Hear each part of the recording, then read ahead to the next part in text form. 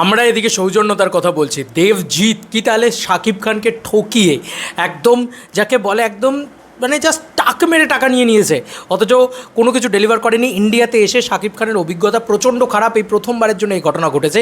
এমনকি সত্যি কথা এটাই। তো প্রথমত বলি যে এই বিষয়টাতে একটা জিনিস বলতেই হচ্ছে যে যেরকম আমাদের কাছে বাংলাদেশ ফিল্ম ইন্ডাস্ট্রি মানে শাকিব খান, সেরকম বাংলাদেশের কাছেও কিন্তু টলিউড ফিল্ম ইন্ডাস্ট্রি বা পশ্চিমবাংলার যে ফিল্ম ইন্ডাস্ট্রি সেটা কিন্তু দেব এবং জিৎ। তাই দেব এবং জিতের নামটা নিলে তোমরা ওইভাবে দেখবে, তোমরা হয়তো বুঝবে।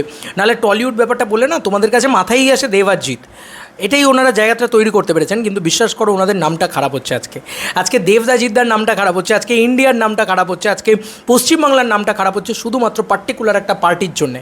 এবং শুধু পার্টিকুলার পার্টি নয়, আমি শুধু পার্টির কথাও বলবো না।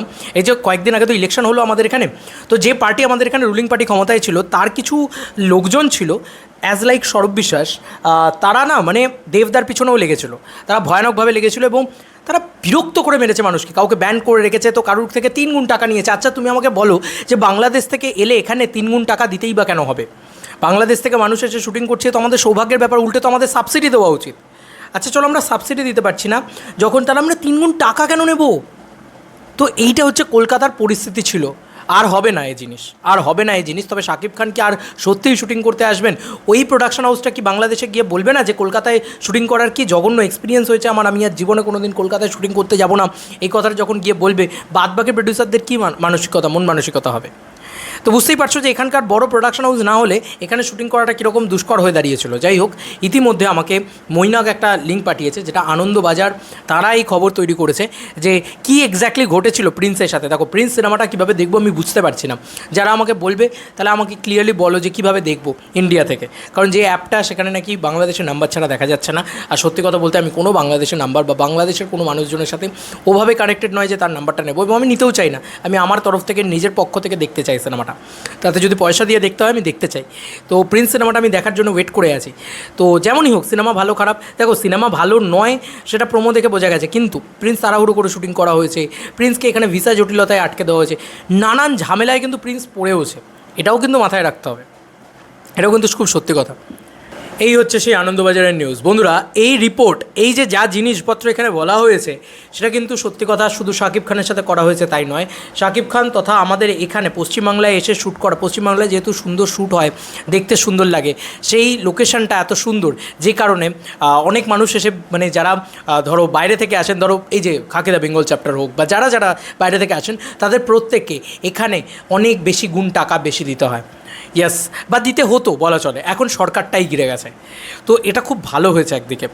এই রকমের দাঙ্গাবাজদের জন্য তো মানে এরকম ধরনের নোংরা লোকেদের জন্য তো সরকার মানে এরকম ধরনের এদের লোক এই হাতে পাওয়ার থাকা তো উচিত নয় আমার মনে হয়। লেখা হয়েছে আনন্দবাজার.com-এর পক্ষ থেকে, বেশি পারিশ্রমিকের দাবি, শাকিবকে ডাক সুরুচি সঙ্গে, স্বরূপের বিরুদ্ধে অভিযোগ বাংলাদেশি প্রযোজকের। কি লেখা হয়েছে দেখি। নতুন সরকারের কাছে প্রযোজক শিরিন সুলতানার আর্জি, এমন পরিবেশ তৈরি করে দিন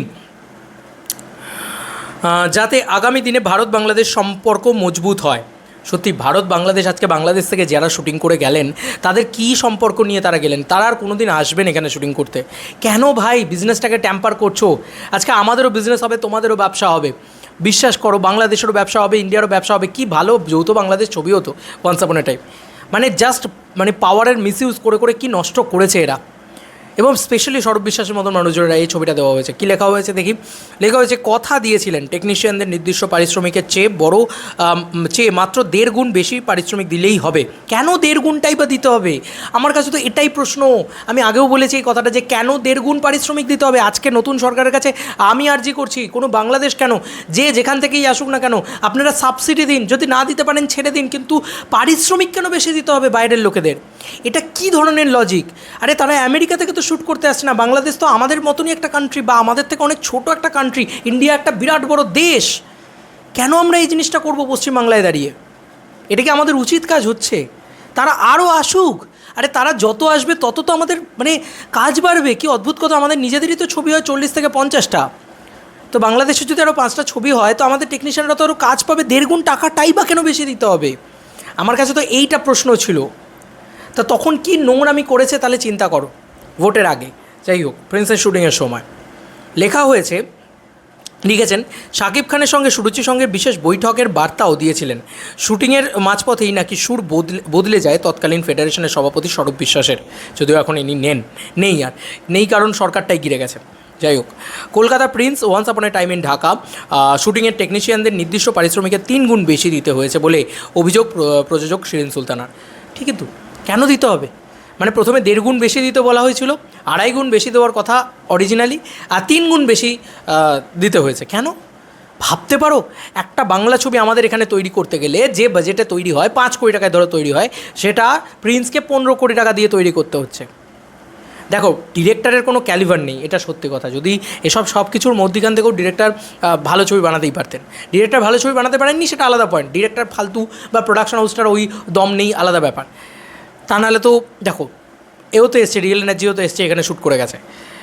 হয়তো এখানে তারা শ্যুট করেনি, ওই জন্য তারা মুম্বাইতে শ্যুট করেছে। তারা 8 ঘাট বাঁধা একটা প্রডিউসার। তো এরা মানে অ্যামেচার, এই বিষয়টা তো আমাদের ক্লিয়ার। কিন্তু আমার কাছে কথা হচ্ছে, আমার দেশের নামটা কেন বদনাম হবে? আমি এইটা বলতে চাই যে শাকিব খানের কাছে কী বার্তা গেল যে পশ্চিমবাংলায় শ্যুট করতে গেলে এরকম একটা গুন্ডা বসে আছে যে এরকমভাবে ডাকাতি করে, কেন? তো যাই হোক, রাজ্য রাজনীতিতে পালাবদলের পর বদল টলিউডেও, আর ফেডারেশনের সভাপতি পদে নেই স্বরূপ। তিনি একাধিক সংবাদ মাধ্যমে জানিয়েছেন গত বছর তার মেয়াদ শেষ। স্বরূপের মেয়াদ ফুরোতেই আনন্দবাজার.com-এর কাছে মুখ খুললেন প্রযোজক শিরিন। এইটা সলিড ছিল, মানে লোকটার এতটাই দবদবা ছিল, লোকটাকে এত লোকে ভয় পেত। তোমাদেরকে একটা জিনিস বলছি, সিমরানকে তো তোমরা নিশ্চয়ই এতদিনে চেনে গিয়েছো, জানি না এখান থেকে কারা দেখছো, বাংলাদেশ থেকে হয়তো এই ভিডিও মূলত মানুষজনেরা দেখছেন। তো দেবদার সাথে উনি খুব ওনাকে মানে ডেথ থ্রেট দেওয়া হয়েছিল, মানে মৃত্যু থ্রেট দেওয়া হয়েছিল, মৃত্যু ওনাকে বলা হয়েছিল যে মেরে দেবো ওনাকে, এমনভাবে মারবে নাকি যে দেখে যাতে সুইসাইড মনে হয়। ভাবতে পারো, এটা কিন্তু করা হয়েছিল। উনি নিজে মাইক নিয়ে বলেছেন এই কথা, এখনও ভিডিও রয়েছে, ভিডিও প্রুফ রয়েছে। দেবদা ওনাকে বাঁচিয়েছে, ভাবতে পারছো? এই হচ্ছে পরিস্থিতি ছিল আমাদের এখানে। যাই হোক, আবার পড়ছি, লেখা হয়েছে যে আনন্দবাজার.com-এর কাছে মুখ খুললেন শিরিন।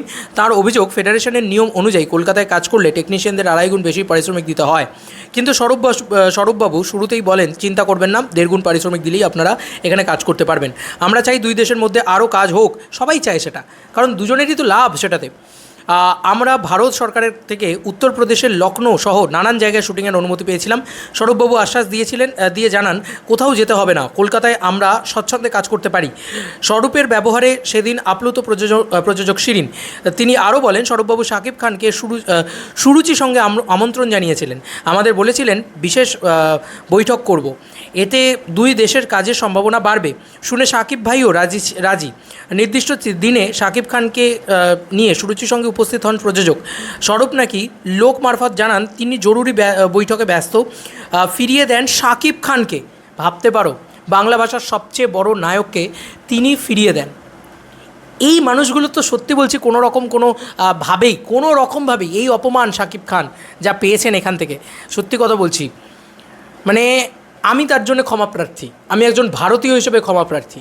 আমার পশ্চিমবঙ্গ, আমার নিজের বাংলা, আমি সত্যি বলছি, আজকের যেন এই সরকার যেন দেখে যে এই নোংরামিগুলো যেন আর না হয়, আজকে শাকিব খান নয়, আজকে শাহরুখ খানও যেন সম্মানটা পায়, আজকে যেন বাইরে থেকে যে কোনো আর্টিস্ট এসে সম্মানটা পায়। কি হচ্ছে এগুলো?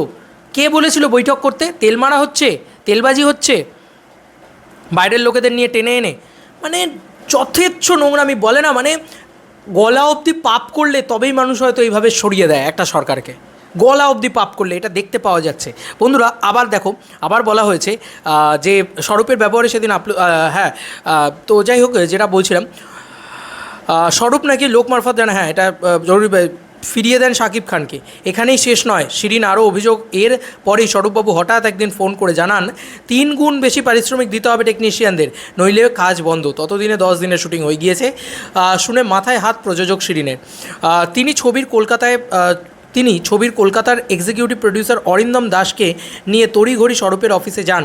এদেশে 2.5 গুণ বেশি পারিশ্রমিকের নিয়মের কথা উল্লেখ করেন অরিন্দম।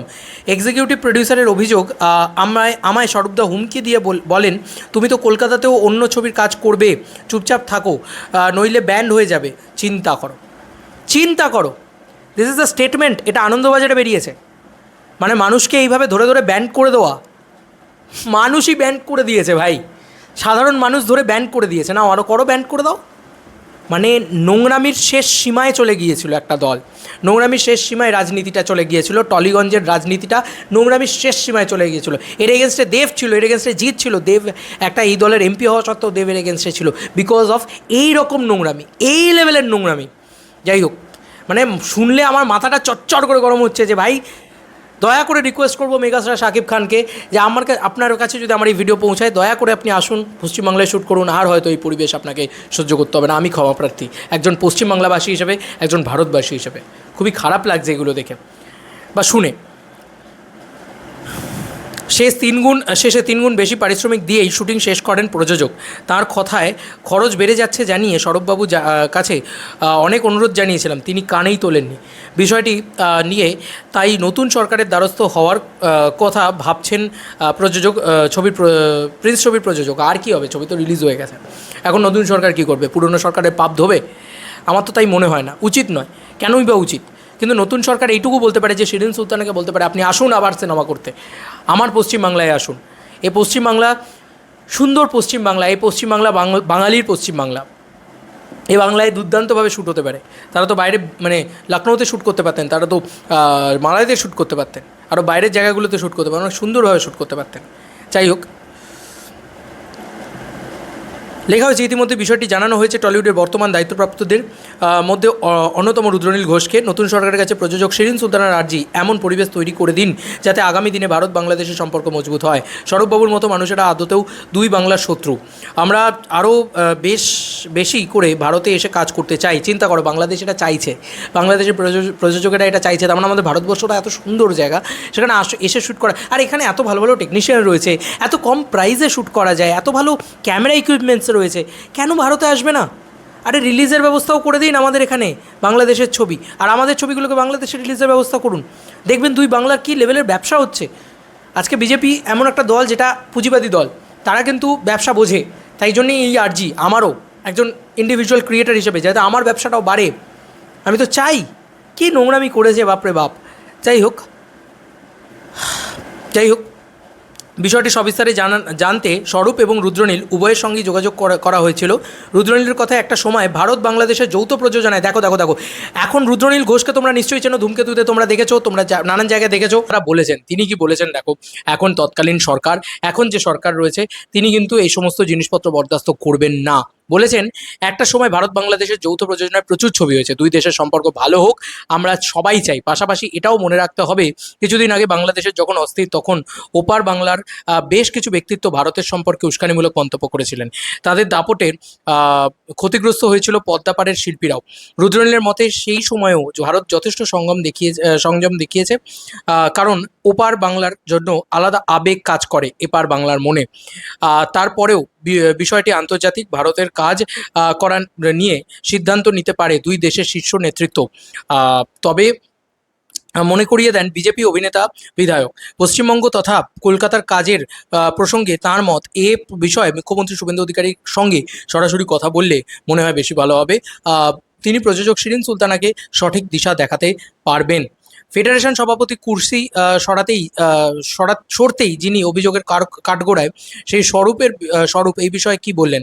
স্বরূপের স্পষ্ট জবাব, ওরা 3 গুণ নয় 2.5 গুণ বেশি পারিশ্রমিক দিয়েছেন, যা কলকাতা টেকনিশিয়ানদের জন্য ধার্য। এটা ঠিক নয়। প্রথমত এটাই তো ঠিক নয়, 2.5 গুণ বেশি পারিশ্রমিকটাই বা কেন দেবে?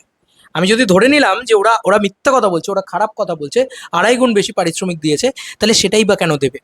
আমার কাছে তো এটাই হচ্ছে কথা। যাই হোক, তার পরবর্তীতে লেখা হয়েছে, যা কলকাতা টেকনিশিয়ানদের জন্য ধার্য, কিচ্ছু বেশি পারিশ্রমিক দেননি। আমিও কোনো দিন শুটিং আটকাইনি। এক্সিকিউটিভ প্রডিউসার অরিন্দম প্রসঙ্গে বলেন, ওকে চিনি, অরিন্দম ভীষণ কথা বদলে দেন, ওর কথার উত্তর না দেওয়াই ভালো। তবে শাকিব খানের সঙ্গে বৈঠকের বসার বিষয়টি মেনে নিয়েছেন তিনি। জানিয়েছেন সুরেশের সঙ্গে নয়, ফেডারেশন অফিসে বৈঠকে হওয়ার কথা ছিল। আগামী দিনে বাংলাদেশের ছবির শুটিং যাতে আরও বেশি করে কলকাতায় হয়, তার একটি দীর্ঘমেয়াদী পরিকল্পনার জন্য তিনি বৈঠকের আমন্ত্রণ জানিয়েছিলেন। স্বরূপের কথায় শাকিব খান আসবেন বলেও জানিয়েছিলেন, কিন্তু বৈঠকের আগেই তিনি পেটের সংক্রমণের অসুস্থ হয়ে পড়েন। সেই সময় 3 দিন শুটিংও করতে পারেননি। আমাদের বৈঠক ভেস্তে যায়। ফেডারেশনের প্রাক্তন সভাপতি পাল্টা অনুযোগ, কুর্সিতে নেই, এখন অনেকেই বিস্তর অভিযোগ জানাবেন আমার বিরুদ্ধে। তবে আমি এই লোকটাকে দেখো, এই লোকটার এগেনস্টে তো একজন বলছে এমনটা নয়, এই লোকটার এগেনস্টে মানে আমরা দেখেছি যে অনির্বাণকে কিভাবে ব্যান্ড করে রেখেছে আমাদের এখানকার নায়ক অনির্বাণ, তাকে কিভাবে ব্যান্ড করে রেখেছে, তাকে দেশু সেভেনে দেবদার নিচ্ছে। তো এর এগেনস্টে কিন্তু একজন নয়, বারংবার নানান মানুষ বলেছেন। তো এইটুকুই নতুন সরকারের কাছে আর্জি রাখবো যে দয়া করে হিন্দু মুসলিম এই দাঙ্গাটা নয়, ভারত বাংলাদেশের ভার্সেস নয়, ভারত অ্যান্ড বাংলাদেশ করো, সেখানে ব্যবসাটা বাড়াও, যাতে সব দিক দিয়ে তারা যেন লাভবান হয়। ঠিক আছে, আমি এইটুকুই বলবো, কারণ তারাও এখানে এসে শ্যুট করতে চাইছে, আমরাও চাইছি যে বাংলাদেশের ছবি আরও ব্যবসা সফল হোক। কারণ ওই যে বললাম, আমাদের মনে একটা ওপার বাংলাকে কেন্দ্র করে একটা আলাদা আবেগ রয়েছে, যেটা রৌদ্রনীল বাবু বলেছেন। তো যাই হোক, এটুকুই বলবো, শিল্পীর কোনো জাত হয় না, শিল্পীর কোনো ধর্ম হয় না, শিল্পীর কিচ্ছু হয় না, শিল্পীর হয় শুধুমাত্র শিল্প।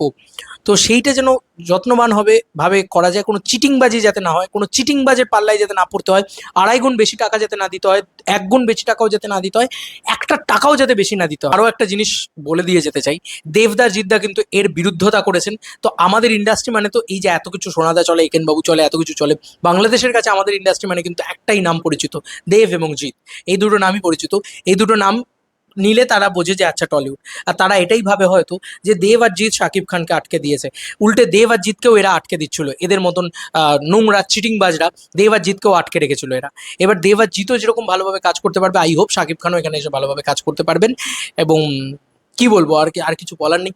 আমি শাকিব খানের যদি কোন রকম কোনো সম্মানহানি হয়, তার জন্য আমার খারাপ লাগছে। ওই যে বললাম, ওপার বাংলাকে কেন্দ্র করে একটা আলাদা আবেগ কাজ করে আমাদের ভিতরে, তাই না? তো যাই হোক, এটুকুই বলবো যে সকলে সুস্থভাবে আনন্দভাবে থাকুক, আনন্দ মতন করে থাকুক, এবং দুই দেশের সম্পর্ক ভালো হোক, দুই দেশের সিনেমা ভালো হোক, আমরা সকলেই চাই না? এবং দেব আর জিৎ কিন্তু শাকিব খানকে কিচ্ছু করেনি, এবং তারা নিজেরাই তো এই বিপদের মুখে ছিলেন, তাদেরকেই তো এইভাবে অত্যাচার করা হতো। তো আজকে সেই সরকারটাও চলে গিয়েছে, সেই কুর্সিও চলে গেছে। তো যাই হোক, ভালো হয়েছে একদিক দিয়ে। আর এরকম ধরনের অত্যাচার যেন কোনো বাংলাদেশ কেন, বাংলাদেশ, সুইডেন, ডেনমার্ক বা যেখান থেকে যে আসুক, কারোর উপরে যেন না হয়, বা লখনৌ থেকেও যদি কেউ শ্যুট করতে আসে তার উপরেও যেন না হয়। কারণ এটা কিন্তু আমাদের ভারতবর্ষের ভিতরেও হয়েছে, যে ভারতবর্ষের অন্য প্রান্ত থেকে কেউ যদি শ্যুট করতে এসেছে পশ্চিমবাংলায়, তার উপরে এই জোর জুলুম হয়েছে। এটা কিন্তু একবার নয়, এ কথা আমি আগেও বলেছি। তো যাই হোক, এরকম রিপোর্টস কিন্তু একজন দেননি, বারংবার মানুষজন দিয়েছেন। এগুলোর এগেনস্টেই অনির্বাণ লড়তে গিয়েছিল বলে তাকে ব্যান করে দেওয়া হয়েছিল, এবং আজও তাকে ব্যান করে রাখা হয়েছে। দেবই কিন্তু তাকে প্রথম সুযোগটা দিচ্ছেন, কাজটা দিচ্ছেন। তো যাই হোক, এই ছিল এখনকার মতো ভিডিও। দেব আর জিৎ প্রচণ্ড প্রচণ্ড রেসপেক্ট করেন শাকিব খানকে। তারা সবসময় এটা বলেন যে মার্কেট আছে, আসুক, এখানে এসে ব্যবসা করুক, এটাই তারা চায়, তারাও চান। এবং আই হোপ, দেবদা তো মানে বিদেশের মাটিতেও শাকিব খানকে রেসপেক্ট করেছে, তোমরা বুঝতেই পারছো যে দেবদার মনটা কতটা উজাড়। তো দেবদা জিদ্দা মানে টলিউড যেরকম, সেরকম এরা কিন্তু অ্যাকচুয়ালিতে টলিউডের চাবিকাঠিটা ধরে বসে থাকে, কাজ কন্ট্রোলটা ধরে বসে থাকে। আই হোপ যে এবার মানুষের কাছে ক্লিয়ার হয়ে গিয়েছে। দেবদা জিদ্দা কিন্তু অলওয়েজ শাকিব খানকে একসেপ্ট করেন, এবং আমার বিশ্বাস যে কালকে আরও যৌথ প্রযোজনার ছবি বাড়বে, এবং এইবার সময় এসছে যৌথ প্রযোজনার ছবি বাড়ার। সুরিন্দর ফিল্মস হোক, SGF হোক, সবাই শাকিব খানকে নিয়ে সিনেমা করুক, দারুণভাবে যৌথ প্রযোজনার ছবি বাড়ুক। এখানকার নায়িকাদের সাথে, আমি কালকেও বলছিলাম, এখানকার নায়িকাদের সাথে ছবি হোক, তাহলে আরও ভালো হবে, তাই না? তোমাদের আর কি মতামত জানিও কমেন্ট সেকশনে। চলো বন্ধুরা, নতুন কোনো ভিডিওতে দেখা হবে।